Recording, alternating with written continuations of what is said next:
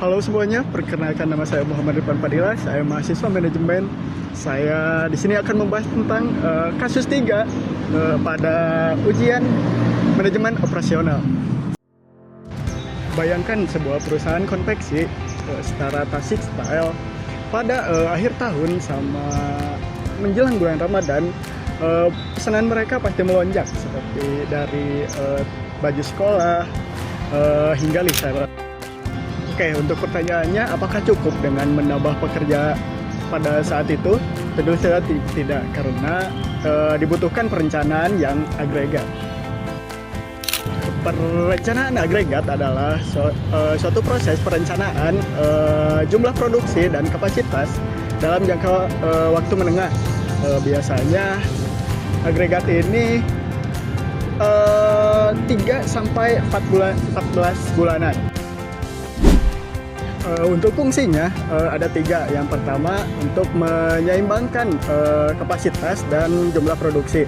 Yang kedua untuk mengatur sumber daya seperti tenaga kerja, mesin, dan sebagainya. Terus yang kedua itu untuk menghindari overproduksi atau overload. Tanpa perencanaan ini, Tasik Style akan mengalami permasalahan kayak kehilangan pelanggan, dan juga pemborosan biaya. Dalam kasus ini, Tasik Style memiliki 3 opsi. Yang pertama, lembur, yaitu menambah jam kerja bagi si tenaga kerja. Yang kedua itu tenaga kerja baru atau menambah tenaga kerja untuk sementara waktu. Yang ketiga tuh subkontrak. Subkontrak ini mengalihkan pekerjaan kepada vendor atau si produksinya itu dialihkan kepada vendor. Saya pribadi memilih subkontrak karena yang pertama itu lebih cepat dan efektif. Yang kedua itu lebih bisa menangani pesanan yang banyak. Terus yang ketiga itu gak perlu pelatihan.